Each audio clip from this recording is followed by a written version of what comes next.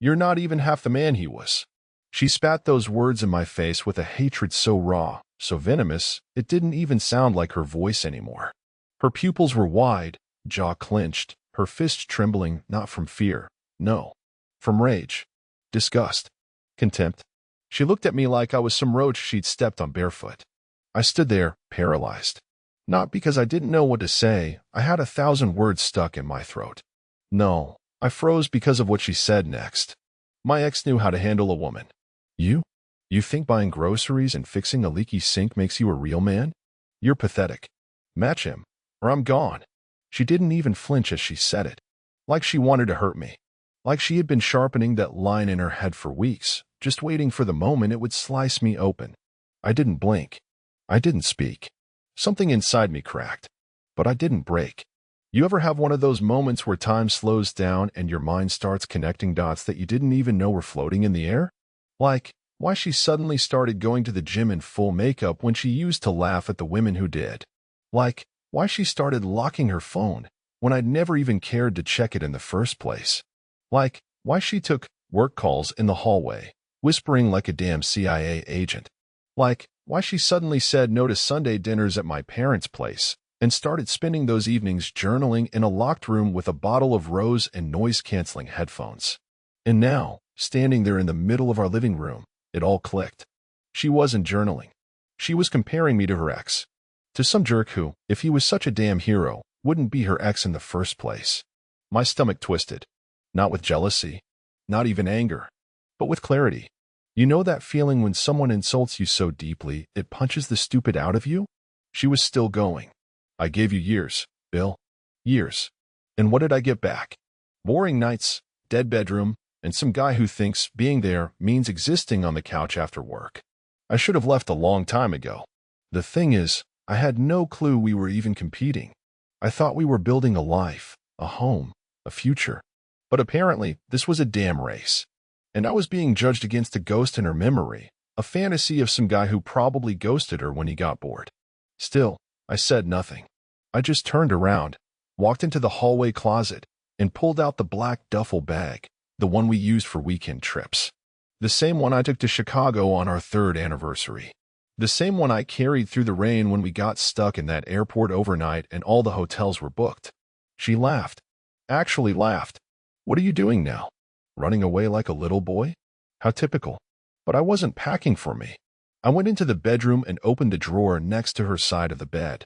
In the back, hidden beneath her yoga leggings and hairbrushes, was a folder. My folder. One she never knew about. In it, I'd saved every receipt, every confirmation email, every hotel reservation, every paycheck stub that proved how many nights I'd picked up extra shifts so she could chase her boutique candle business dream. The massages I bought her when she was burnt out. The surprise spa weekend I paid for when she said she needed to feel like herself again. The custom patio I built with my own hands because she said she wanted to do yoga at sunrise. The flights I booked to visit her dying aunt, the one she cried over for 3 days, even though they hadn't spoken in 8 years. I took that folder, opened the duffel, and one by one, I placed every damn receipt into it. I didn't fold them. I stuffed them. Creased, bent, crinkled. Every crumpled paper felt like peeling off another layer of delusion. She came into the room, now quiet, watching me. She'd stopped smiling. Maybe for the first time in years, she didn't know what came next. And maybe for the first time in my life, I did. I zipped the bag, stood up, walked to the drawer where we kept the just-in-case documents, and pulled out the divorce papers I'd printed 3 months ago. I didn't even know why I printed them back then. Some part of me must have already known. I placed them on the kitchen island. You said match him, or you're gone, I finally said, my voice calm, steady, even warm. I'm not matching him, Laura. I'm setting the bar so high, you'll never touch it again. She stared at me, frozen, mouth parted like she wanted to speak, but I turned away before she could. She didn't see the text I sent. She didn't see the front door unlock. And she definitely didn't hear the click of heels behind her, just before another woman's voice said softly, "Is everything ready?" Laura spun around. And the look on her face, that moment, that exact second, it seared into my memory like fire on flesh. Laura turned around so fast you'd think she'd heard a gun cock. Her lips parted, but no sound came out. She blinked. Once. Twice. Like her brain was buffering. The woman standing behind her didn't flinch. Didn't smirk. Didn't gloat. She just stood there, calm, composed, keys in hand, my keys. The spare set I had quietly copied 3 weeks ago. The same keys I had never once let Laura see. Who the hell is this? Laura finally spat, her voice cracking in disbelief. It wasn't anger yet. It was panic. Confusion. That sick twist in your gut when the power slips out of your hands and you realize the other person was holding the cards all along. I didn't answer her. Because I wanted her to sit in it. I wanted that silence to wrap around her neck like a scarf she couldn't pull off. Let her fill the void with whatever paranoid scenario her rotting conscience could conjure up. Her eyes darted between me and the woman, Nadia. Now, let me be clear. Nadia wasn't a mistress. She wasn't some side piece I used to get revenge. She was a mirror. A contrast so stark, it made everything about Laura look like a worn-out costume. Nadia didn't show up to steal anything. She showed up because I invited her into a life I was reclaiming, one careful step at a time. Laura scoffed, trying to put herself back together. She tossed her hair, stood straighter, forced a smug grin. So this is what it was about, huh? You needed someone to stroke your fragile little ego, so you picked up a sad puppy who follows commands. Nadia didn't react, just kept looking at me. Calm, still, powerful in her stillness. I'd never seen anyone look at me like that, not like they needed something, but like they respected what I was becoming. She's not here for you, Laura, I said. She's here because you were done here. That shook her. The grin slipped. I made sacrifices, she said, stepping forward, pointing a trembling finger at me. I gave you years. I was there when you had nothing. No, I cut in sharply, stepping forward now too. You were there when it was convenient. When the money came in. When the house was bought. When the lights stayed on and the fridge stayed full. But every time I needed you, not your body, not your schedule, but you disappeared behind your next excuse. She flinched. I'd never raised my voice in a fight before. Not once. Not when she threw plates in the sink because I bought the wrong kind of hummus. Not when she embarrassed me in front of my own friends at the dinner party because my stories dragged too long. Not even when she locked herself in the bathroom and cried for 2 hours because I said I didn't like the new curtains. But now, I was done. And something about that terrified her more than any shouting ever could. You think he was more of a man? I said, my voice dropping low, deadly quiet. Where is he now? If he was such a prize, why did he dump you like last week's trash? Why are you here with me while he's probably halfway across the country, banging some girl who doesn't even know your name? You. Bill, she snapped, but it was weak. Defensive. Her voice didn't have bite anymore. It trembled. I leaned in, inches from her face. You already did that when you decided I wasn't enough. The rest? That's just cleanup. She tried to shove past me, but Nadia stepped into her path, not aggressively, just with quiet poise, like a brick wall in heels. Laura turned back to me, her voice shrill now, desperate. So what? You're just kicking me out? After everything? Just like that. I walked past her. Into my bedroom.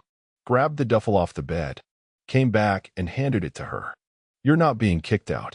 You left the moment you measured me against a man who isn't here. That was your choice. I'm just honoring it. She stood there, frozen. The divorce papers still sat on the kitchen island, her name staring back at her in sharp black ink. You're insane, she whispered. You're going to regret this. I already regret wasting this much time. And then, I opened the door. She didn't move at first. Just looked at me like she wanted to scream, throw something, claw the drywall. But nothing came. No fury. No monologue. Just silence. Finally, she picked up the bag. No pride, no fire, just a slow, bitter exit. Her eyes never met mine again. She walked past Nadia like a ghost. And Nadia? She never looked at her once. When the door clicked shut, it was like the oxygen returned to the house. My chest rose for the first time in what felt like months. I looked around. Same couch. Same kitchen. Same walls. But something had shifted. The house was lighter. Cleaner. Mine again. Nadia stepped forward. You okay? I nodded. Not yet. But I will be. And for the first time in a long time, I actually believed it. The silence after Laura left didn't feel peaceful. Not at first. It felt like standing in a burnt-out building, the smoke still thick, the walls still warm, the smell of something ruined still clinging to everything. I didn't speak for a long time. Nadia didn't either. She didn't rush in with comforting words or try to hold me. She just stood a few steps behind me, letting me breathe. That silence? It wasn't cold. It was patient, intentional, and I needed it more than I realized. I walked to the window and looked out, not at anything in particular. Just stared, watching the evening pour in across the front lawn, painting the grass in amber light. Same lawn I used to mow every Saturday while Laura slept in, her fake stretched in her overpriced yoga pants before accidentally spending 3 hours at brunch with her girlfriends.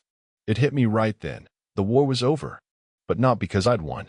It was over because I had finally stopped fighting a battle she wasn't even in. I'd been arguing with a version of her that didn't exist anymore, the woman I thought she was, the one who used to giggle when I tickled her in the car, who once cried when I built her a bookshelf out of scrapwood. That version died a long time ago. I'd just been too stupid to bury her. I turned to face Nadia. "Thank you for coming," I said, my voice hoarse. She gave me the softest smile. I would have waited all night if I had to. That landed hard. Not because of what she said, but how she said it, like it wasn't a favor. Like it was natural. No strings, no guilt trip, no emotional invoice pending payment. Just presence. I walked past her into the kitchen, pulled out 2 glasses, and poured the last of the good bourbon, the bottle I'd been saving for an occasion I never thought would come. I handed her a glass. She raised her brow, like she knew what I was doing. "To what?" she asked. I stared at the swirling amber for a second. "To finally seeing things clearly," I said. We clinked glasses and drank. The burn was sharp, but it was real. And for the first time in a long time, I wasn't numbing anything. I wasn't hiding. I wanted to feel it all. I sat on the couch, my couch now, and she joined me without asking. She didn't inch close or try to turn it into something romantic. She just sat, present, grounded, like a person who knew she wasn't the center of this story and respected the gravity of the moment. "You don't have to talk," she said gently. "But if you want to, I'm here." That nearly broke me. Because with Laura, every feeling had a price tag. If I got quiet, she'd accuse me of shutting down. If I opened up, she'd listen for 5 seconds, then spin it around and make it about her. If I dared admit weakness, she'd catalog it like ammo for the next fight. I looked at Nadia and realized I didn't even know how to process safety. Not yet. I was like a stray dog at a warm doorstep, still flinching every time the door creaked. I exhaled. "I stayed too long," I said. She nodded. No pity in her eyes, just understanding. I think part of me thought I owed her something. Like, because she was there when I was broke, when I didn't have a plan. I felt like I owed her this life once I finally built it, even if she didn't want me anymore. Nadia tilted her head slightly. "You didn't owe her your happiness." That sentence hit like a freight train. I stared at the wall for a long time after that. My chest was tight, not with panic, but with realization. That maybe I'd been trained to serve, to fix, to prove. That maybe I measured my worth by how much weight I could carry for someone else until my own spine cracked and I still said, "I'm fine." And Laura, she fed on that. She didn't want a partner. She wanted a podium. A man who made her feel superior by slowly losing himself. I used to beg her to go on walks with me, I said, chuckling bitterly. I just wanted her to be in the same moment with me. 15 minutes of peace. She always had an excuse. And now I realize it was never about the walk. She didn't want to walk next to you, Nadia said softly, because deep down, she thought she was above you. That's when something inside me cracked. Not painfully, it felt freeing. Like I had been holding in a scream for years, and someone finally gave me permission to let it out. I leaned back into the couch, let my shoulders sink. The weight was still there, but it wasn't all mine anymore. That night didn't end with fireworks or confessions or passion. No. It ended with 2 people sitting quietly, processing the ghost of a broken marriage and the echo of every compromise that led to its collapse. When she left a few hours later, I didn't walk her to the door. I just nodded. She understood. And when I locked the door behind her, I stood in the middle of that quiet house and whispered to myself, "You're allowed to breathe now." And I did. God, I did. The next morning didn't hit like freedom. It hit like a wrecking ball. I woke up before sunrise, not because I wanted to, but because my body was wired for war. Years of sleeping next to a ticking time bomb will do that to you. I opened my eyes and half expected to see Laura beside me, curled up in a ball, hogging the blanket, passive-aggressively pretending to be asleep so she didn't have to say good morning.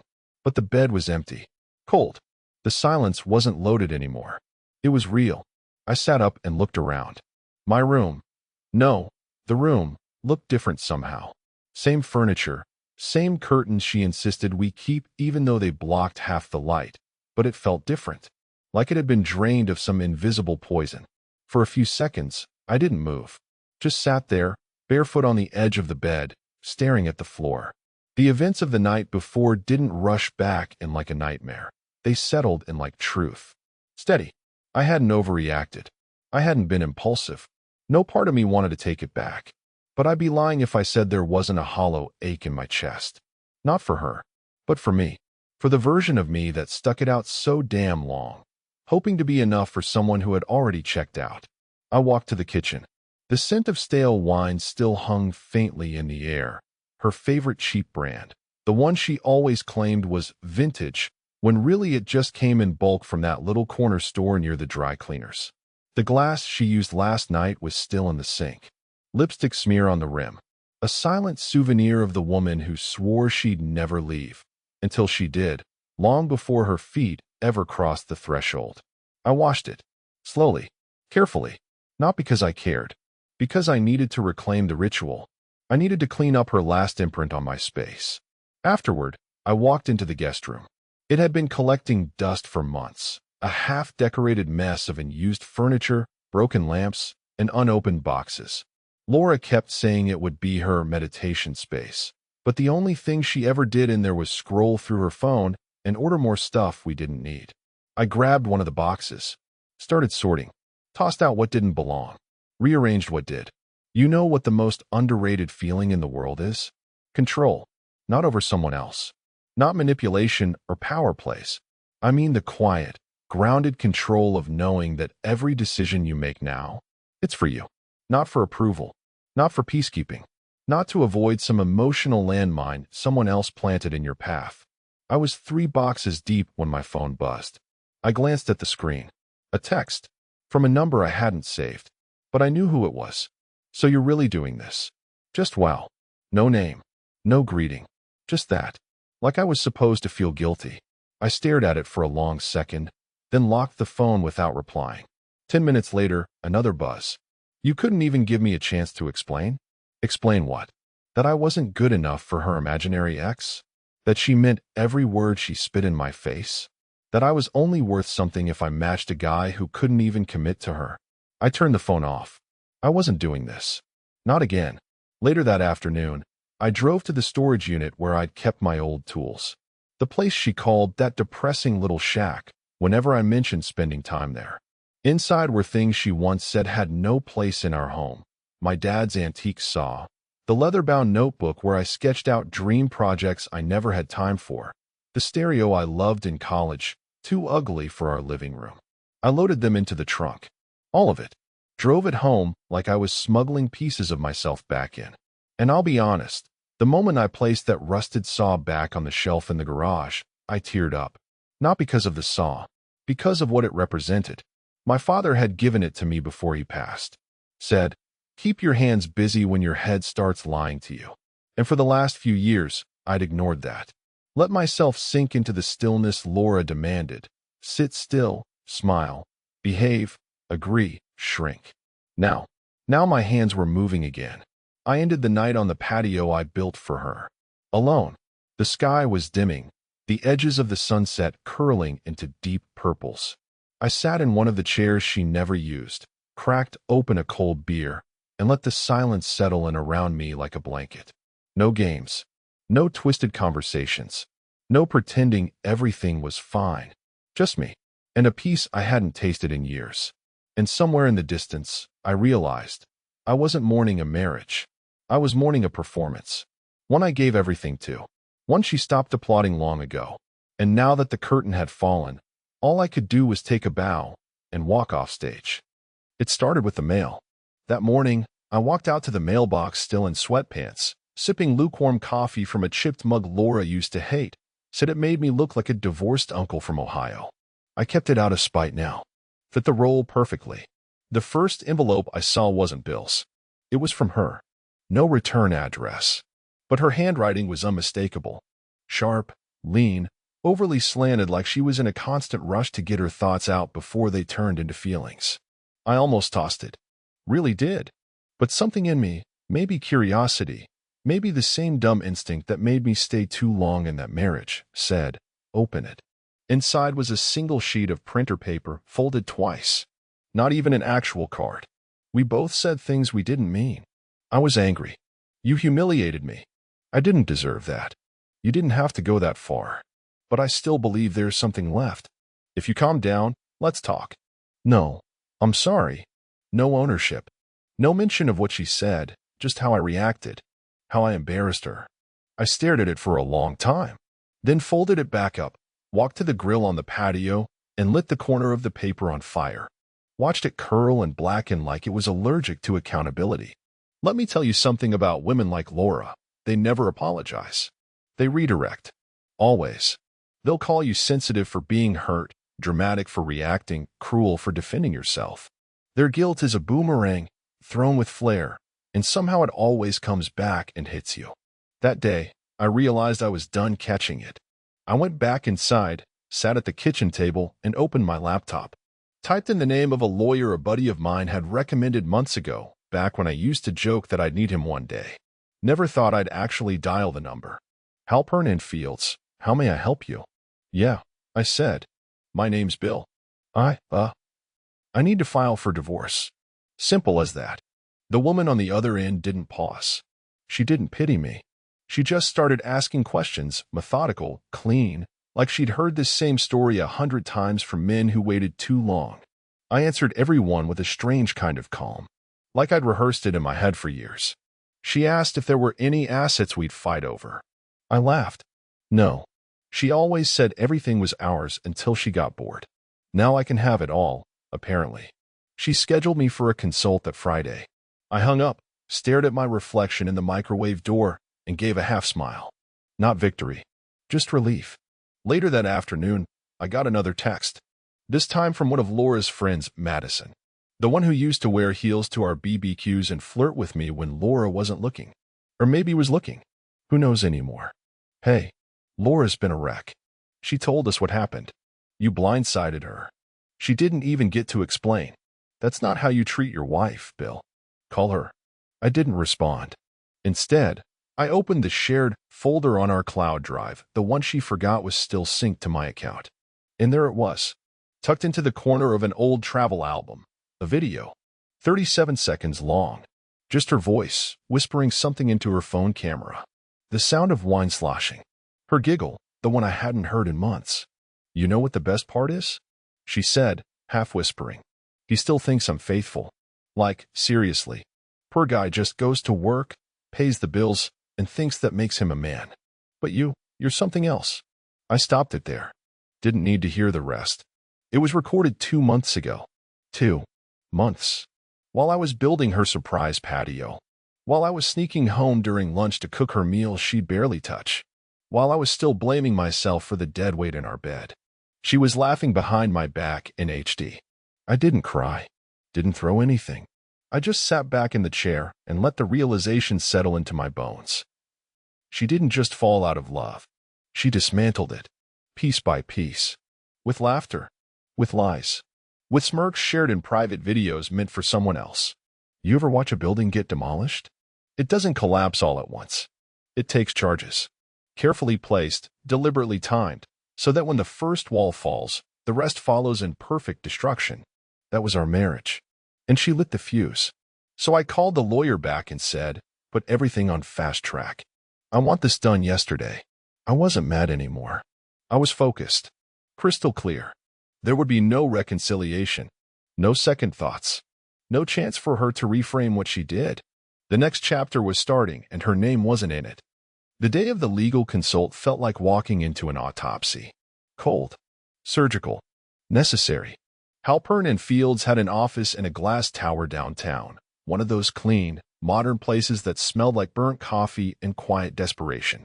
The receptionist was polite, too polite. She offered me cucumber water and a clipboard.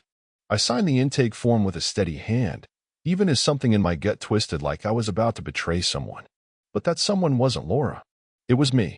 The old version of me, the fool who bent himself in half for a woman who was already looking over his shoulder. My lawyer, Matthew Fields, looked like he could smell lies from across the city. Mid-40s, silver hair, wireframe glasses, voice like sandpaper and granite. He didn't ask why I was there. Just waited, let the silence thicken until I spoke. She cheated, I said. He didn't blink. She's been lying for God knows how long. I've got video evidence. Cloud backup. Her voice, her face. Not hearsay. He just nodded. Children? No. Joint property? I listed the house, the car, and my name, the shared savings account, and a few investments we'd started, mostly at my insistence, because she thought 401(k)s were a scam. Classic Laura. Instant gratification, zero foresight. Matthew scribbled notes, occasionally tapping keys on his laptop. Every now and then, he'd pause, eyes narrowing like he was connecting dots I hadn't even laid out. Then came the question I didn't expect. Do you want revenge? He asked, or freedom? I stared at him. What? He leaned forward, hands clasped. It's not the same thing. You can burn her down in court. Drag out every message, every video. Get the upper hand financially, morally, publicly. Or, you can take what's fair, cut the cord clean, and never look back. So, do you want to win or leave? I didn't answer right away. Because the truth? Some part of me wanted to destroy her. Not out of pettiness. Not even rage. But because I had proof. Evidence. That she mocked me. That while I was building her dream life, she was whispering fantasies to a stranger about how boring I'd become. But the rest of me was tired. Not weak. Just done. You ever seen a man try to win against a woman like her? I asked him. He raised a brow. She'll play the victim. Tell everyone I blindsided her. That I emotionally abandoned her. That she was forced to look elsewhere. I'll be the bad guy in a story she writes from memory. Matthew nodded slowly. So? I sighed. I don't need to win. I just need to be out. We spent the next hour drafting the first version of the filing. Fair but firm. No alimony. I wasn't paying a damn cent so she could fund another bottle of Merlot while fake crying to her sister. I offered her what she came into the marriage with. No less. No more. And when he asked if I wanted to include a non-disclosure clause about the affair, I said no. Let her explain that to whoever she tries to rope in next. I left the office lighter, though I wouldn't call it peace. Not yet. It felt more like when you've been holding your breath underwater, and you finally break the surface. Still coughing, but alive. That night, I sat on the couch with a blank notebook. The same one I used 10 years ago when I first planned out my woodworking business. A business I shelved when Laura said it didn't make sense right now and pushed me to apply for that soul-sucking finance job. Said it was time to be serious. That chasing dreams was something you do in your 20s. I flipped to a fresh page and wrote one line. Build something that never needs her approval. And then the doorbell rang. Late. Almost 10. I opened it expecting a delivery mistake or some lost Uber driver. But no. It was her. Hair tied up. Hoodie. No makeup. Just mascara tracks like she'd finally run out of people to manipulate. She didn't speak right away. Just stood there like the wind had shoved her to my doorstep. Why are you here? I asked. Calm. Cold. Her eyes were glassy. She was holding her phone, gripping it like it was some kind of shield. I saw the filing, she said. I didn't think you'd actually, she trailed off. I stepped onto the porch, closing the door behind me. You didn't think I had a spine? No. I mean, Bill, can we just talk? About what? Your ex's superiority complex? Or how I was just a placeholder until you felt alive again? She flinched. I wasn't trying to hurt you. I was lost. No. You were bored. She went quiet. Looked down at her shoes like a teenager caught shoplifting. I thought we could fix it. I laughed. Couldn't help it. The kind of laugh that tastes bitter before it ever escapes your throat. You thought I'd fix it. You wanted me to patch what you ripped. And when I didn't fall to my knees, you ran to your backup plan. Only now that he's ghosted you, and I've slammed the door, now you want to talk. She bit her lip. He wasn't who I thought he was. I know. Because he wasn't me. And then, before she could answer, I stepped back, closed the door, and locked it. She knocked once. Twice. Then silence. I didn't check the peephole. Didn't watch her walk away. Didn't feel a damn thing except the weight of a page turning. She was out. The next chapter had already begun. And this time, I was writing it alone. I woke up to peace. Not silence, real, living peace. The kind that doesn't hang in the air like a warning before a storm. No tension. No gut pull making me anticipate slamming doors or icy glances over breakfast. Just quiet. The type of quiet that fills the house like a warm tide, slow and healing. I made coffee without rushing. Didn't burn it. No one was rushing me to walk the dog we never had, or reminding me that we were already late for some brunch with people I didn't like, pretending to be people they weren't. I drank it on the patio, still in my t-shirt and pajama pants, sun crawling up the back fence, my feet bare on the stone I laid down myself. I'd built this life, and I was finally living in it. But the world didn't stop just because mine did. At around 11, the text started again. This time, not from Laura. From her sister, Megan. Bill, I know things got heated. I'm not taking sides, but she's not doing well. Maybe just meet her halfway? She's not evil. Not evil. The woman who laughed about me behind my back. Who compared me to a guy that used her like an old lighter. The woman who stood in our living room and dared me to match him or lose her. Now suddenly she's not evil, just confused. No. No more halfway. People like Laura don't crumble because of your absence. They crumble because your presence no longer bends to their shape. I didn't reply. I spent that day cleaning the garage, box by box. Tossed everything that didn't serve me. I found the old camping gear I hadn't used since year 2 of the marriage. Laura said mosquitoes made her anxious. Found my granddad's baseball mitt, still soft with age. And at the very back, hidden beneath a tarp, I found the bike. The one I used to ride down the lake trail before Laura accidentally backed her SUV into it and then said I was being dramatic for wanting a replacement. It had dust on the handlebars, but the tires still held air. I wiped it down, oiled the chain, and within an hour, I was coasting down the same trail I hadn't seen in years. Breeze in my face. Sun on my arms. No destination, just motion. Every push on the pedal felt like I was reclaiming inches of myself. Afterward, I rode by the lake and found a little bench under a pine. Just sat there, watching the water ripple, little kids chucking stones, couples walking dogs. And it hit me like a sucker punch. This was life. This was what I'd starved for. Not drama. Not games. Just existing. Fully. Quietly. Authentically. My phone buzzed again. I almost ignored it. But this time, it wasn't a name I expected. Nadia. I opened it. Hey. Hope you're okay. No pressure. Just thinking about you today. The way you held the line last night. It was powerful. Most people fold. You didn't. I stared at the message for a while. Not because I didn't know what to say, but because no one had ever said anything like that to me. Powerful? The last time Laura used that word, it was to describe her ex's stupid lifted truck. The one that made her feel safe. I was never described as powerful. I was reliable, stable, predictable. Code words for boring. But Nadia saw something else. I replied, I'm better than I've been in years. And I mean that. She sent back a heart. Simple. No pressure. No weight. Just acknowledgement. I drove home with the windows down. Music up. It was a strange kind of high, not adrenaline, but clarity. Like fog lifting after a storm.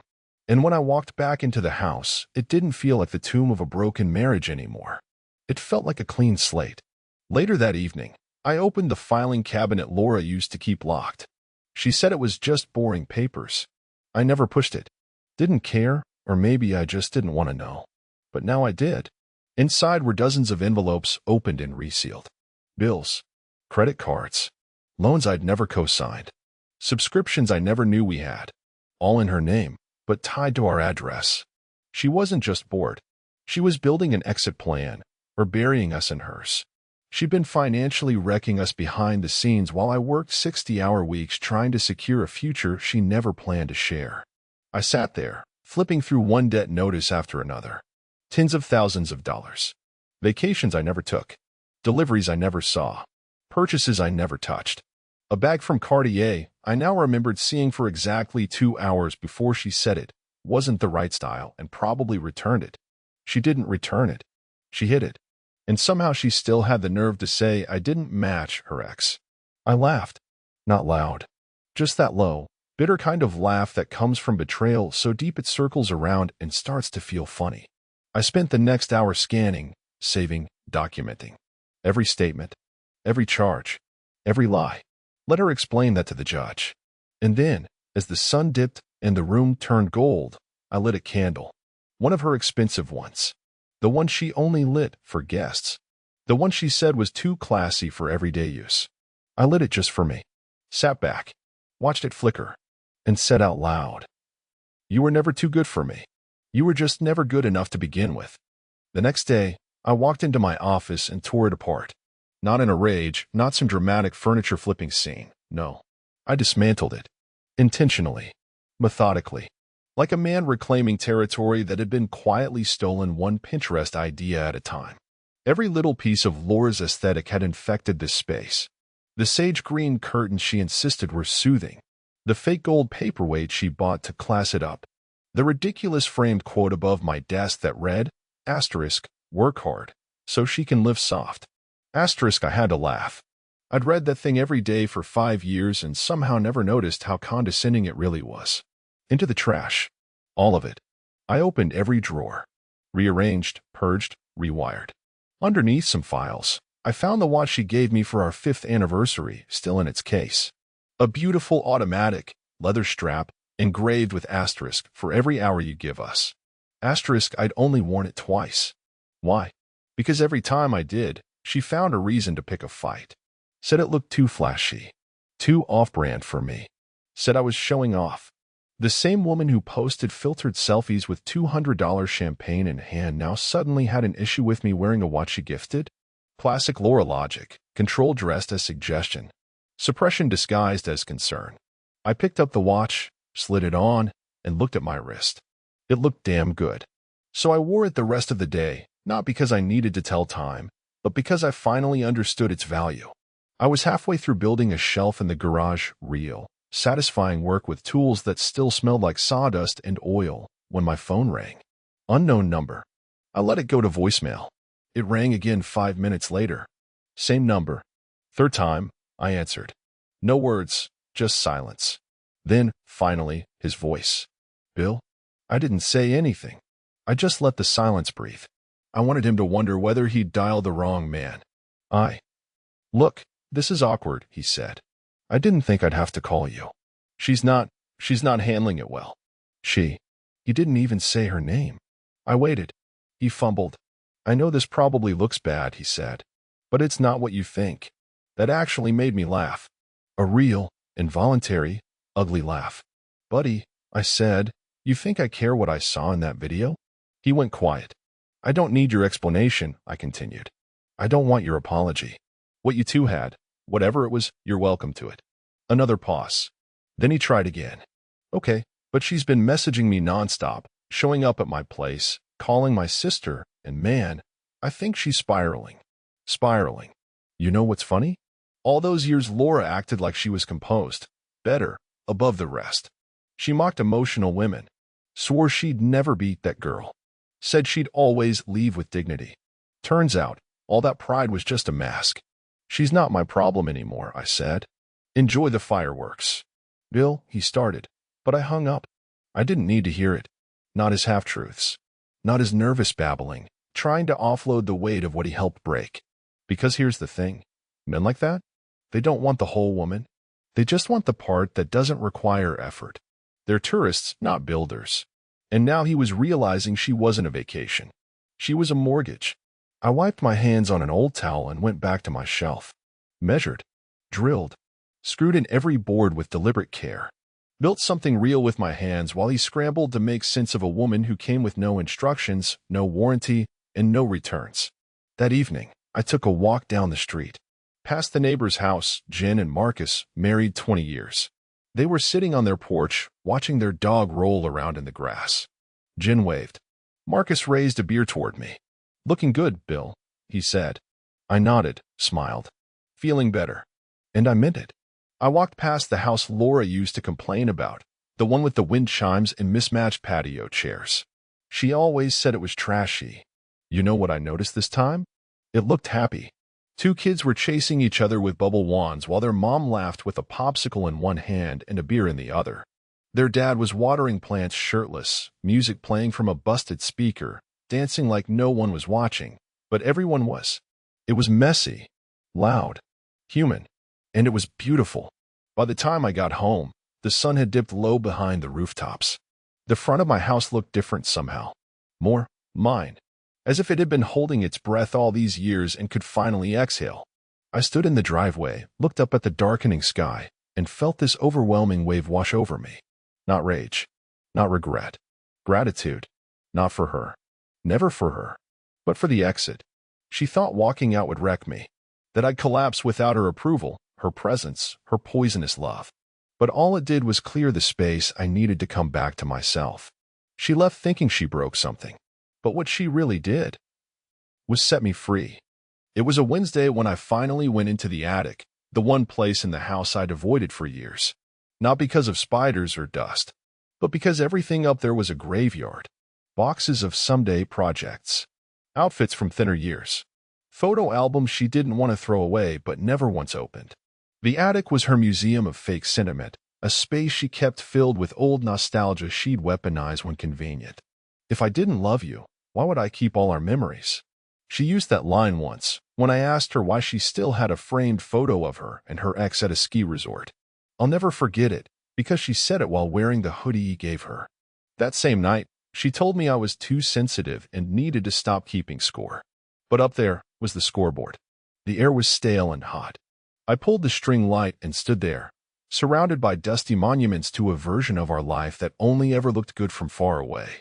A paper wedding bouquet. A box labeled baby stuff, even though we never made it that far. Her decision, quietly made, and retroactively blamed on me. I opened one of the boxes marked winter. Inside were scarves. Sweaters. One in particular caught my eye, navy blue, worn thin at the sleeves. My gift to her. She wore it once and said the collar made her feel boxed in. I wore mine all the time. Thought it was our thing. Apparently, it was just my thing. At the bottom of the box was a small red envelope. No markings. No date. I opened it. Inside was a card, one I'd written her years ago. Anniversary, maybe our third. My handwriting on the inside said, I know I'm not perfect, but I love you more than I know how to say. I hope that's still enough. Underneath, in smaller ink, her writing. Sometimes it isn't. No reply. No return note. She had written it, stuffed it back in the envelope, and buried it. She'd been gone a long time. Long before the screaming matches. Long before the eye rolls at dinner parties. Even before the affair. This attic, this is where she'd left me. Piece by piece. I sat there for an hour. Maybe more. Just breathing in the rot of a love I spent years trying to keep alive while she stood back and watched me sweat. There's a special kind of grief that comes not when someone dies, but when you realize they chose to let the version of you that loved them die without lifting a finger. She let me disappear. And I kept trying to be seen by someone who already had her eyes locked on the exit. But this time, I wasn't sad. I wasn't angry. I was done. I started tossing things into trash bags. Scarves. Gifts. Photos. All of it. No rage, no drama. Just cleansing. I kept only what was truly mine, old journals, my childhood baseball glove, my grandfather's medals. By the time I was done, there were 6 full bags waiting by the door. I hauled them down, one by one, and stacked them in the trunk of my car. Goodwill wouldn't know the stories behind them. They'd just be sweaters and mugs and picture frames. But for me, they were chains. Gone now. As I drove, I felt a strange calm. Like driving away from a crime scene you weren't the perpetrator of, but the victim. Still shaking, but finally free to leave. That night, I got a message from Laura's mother. Bill, I heard what happened. I won't interfere, but I'm sorry. Truly, you didn't deserve any of this. That one got to me. Because during the marriage, her mom always had this smug tone, like she thought Laura was doing me a favor by staying with me. Her praise was always condescending. At least he's not a drinker. Well, he does try. He's got good morals. Like I was a rescue pet, grateful to be housed. But now, even she could see the truth.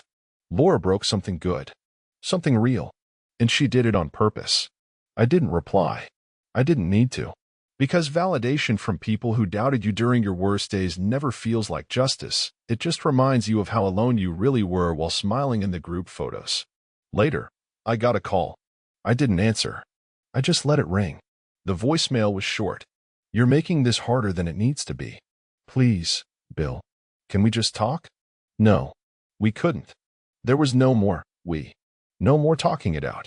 No more flipping the script, crying on cue, rewriting history so she didn't look like the villain in her own story. I wasn't in that story anymore. I was writing a new one, and her chapter had ended. I came home from work Thursday evening and found the side gate open. I never leave it open. My stomach tensed. I stepped into the backyard slowly, quiet, alert, and there she was. Laura, sitting on my patio furniture, legs crossed, sunglasses on, like she wasn't trespassing, just visiting, like she belonged. I didn't say a word, just stood there in the doorway, arms crossed, waiting for her to start whatever drama she dragged onto my property. She took her glasses off slowly, like she was in a soap opera. Can you just sit? She asked. I don't want to fight. I didn't move. She sighed. I've been thinking a lot. About what I said. About how I said it. About how I made you feel. I didn't mean to. Stop, I said flatly.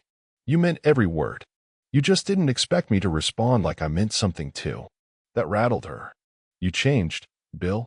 You used to chase me. I stopped chasing the day I realized you ran on purpose. She blinked. Once. Twice. Looking for the angle, the weakness, the old switch in me she used to flip to reset the game. But it was gone. I wasn't angry. I wasn't cruel. I was just finished. She tried again. You were the safest place I had. I ruined it. I know that now. But maybe. Laura, I cut in. You didn't ruin me. You freed me. That shook her more than any insult could have. I walked around her, grabbed the extra patio chair she was sitting on, and carried it toward the garage. She stood up. That's it. Yeah, I said. That's it. After everything. Because of everything. She opened her mouth again, but I shut the back door behind me before she could speak. She stood there for a moment, then left. Quietly. No slamming. No screaming. Like even she knew the credits had rolled.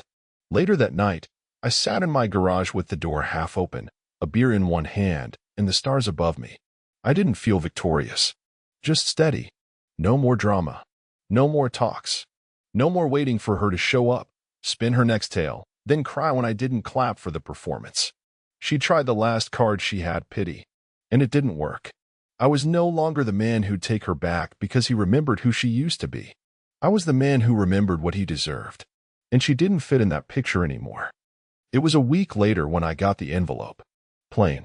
White. No return address. No warning. Inside, a handwritten letter on thick, creamy stationery, the kind she only used when she wanted to look classy. That old trick of hers, pour gasoline on everything, then write in cursive like it made the fire elegant. The first line was a gut punch, not because it hurt, but because it was so predictable. If you're reading this, it's because I ran out of ways to reach you. No kidding. She wrote that she'd reflected deeply, that she'd spoken to a therapist, that she understood now the pain she caused. She used phrases like emotional displacement and unprocessed grief and generational trauma. All the academic ways to label selfishness without ever owning it. She talked about the pressure she felt to feel alive, the way the marriage made her lose herself, and how her ex had been a symptom, not the cause. A symptom. She described betraying me like it was a fever, like she just caught it, suffered through it, and wanted credit now for surviving her own choices. She didn't say the word sorry once. Not once. Just page after page of explanation, a performance wrapped in ink, carefully crafted to look like honesty. At the end, she wrote, "If you ever think there's something left to build on, I'll be here. But if not, I hope you find peace." I folded it once, twice, 3 times. Tossed it straight into the fire pit in the backyard. Watched the flame chew through every curve of her handwriting, every loop and lie. The smoke curled up into the sky, and I didn't flinch. Didn't turn away. I watched it burn. Because this time, I wasn't mourning. I was erasing. The next day, I finalized the sale. The house. Our house gone. I signed the documents in a lawyer's office with clean walls and a new pen. Handed over the keys without a flicker of nostalgia. I didn't even look back at the porch. That house had been a museum of compromise. Of biting my tongue. Of watering dead plants. Of asking for love like it was a favor. It had never really been mine. I'd just been renting peace in monthly installments of emotional exhaustion. I moved into a smaller place, out by the edge of town. 2 bedrooms. Big windows. A workshop in the garage. No sage green anything. No quote plaques. No hollow picture frames of fake smiling vacations. And for the first time in years, I unpacked my things first. My books. My records. My tools. My father's fishing rod. The half-finished plans for the treehouse I once thought I'd build for the kids we never had. Nadia came by the second night. She didn't ask what she should bring. She didn't wear makeup. She didn't try to fill the silence. She just walked in, kicked off her shoes, and sat on the floor next to the couch, wine glass in hand, looking around like it already felt like home. "You okay?" she asked softly. I didn't say yes. I just nodded. She reached up, took my hand, and held it. Not tight, not clinging, just there. That's when it hit me. I wasn't healing anymore. I was healed. And that was something Laura never thought I'd be capable of without her. She thought she'd be my greatest loss. But in the end, she was just my loudest lesson. It was a quiet Sunday morning when I realized I didn't think about her anymore. Not first thing when I opened my eyes. Not during coffee. Not when I heard a song she used to hum or passed that Thai place she once said was too oily. Not even when I saw a couple holding hands in the park. She was just gone. Not erased. Not denied. Just properly filed in a closed chapter on a shelf I never open anymore. The weather was perfect, sun low, breeze soft, clouds like paint smudges in the sky. I sat out back with my toolbox and a project I'd been putting off, building a small bench for the workshop, just the right height, no splinters, no fancy finishes. Practical. Strong. Mine. Halfway through, Nadia showed up. No knocking. No overthinking. She brought donuts and that laugh that comes from the chest, not the throat. She leaned on the garage door while I worked, sipping iced coffee, talking about nothing important, which, honestly, felt like everything. There was no tension, no tests, no pressure to impress, just a rhythm. She wasn't trying to rescue me. She wasn't some reward for surviving hell. She was here, real, kind, patient. The kind of presence that doesn't demand to be seen, because it simply is. She watched me screw in the final bolt and said, "You're different now." I looked up. Better or worse? She smiled. Solid. That word hit me harder than I expected. Not happy. Not fixed. Solid. Because that's what I'd fought for. Not just to move on, but to become whole. To rebuild from the ash with no pieces missing. We ate outside. Talked about maybe visiting the mountains this fall. She said she'd show me a lake where the trees turn gold and the sky reflects like glass. She didn't say it with pressure. Just hope. And for the first time in a long time, I didn't panic when someone spoke about the future. After she left, I stayed out on the patio. Sun going down. A gentle breeze moving through the trees. And I thought about everything that had happened, the words she said to me in the heat of that final fight. My ex was more of a real man. Match him or I'm out. I remembered the look on her face when I handed her the suitcase full of receipts. Her silence when I passed her the divorce papers. The absolute stillness when I gave my house keys to the woman behind her. That moment? It wasn't revenge. It was rebirth. I didn't burn her life down. I built mine back up. And when people ask me now, how did you do it? How did you walk away and not look back? I tell them this. She measured me against a man who left her. I measured her against the man I was becoming. She failed. I didn't. The real man in her story was the one who let her go.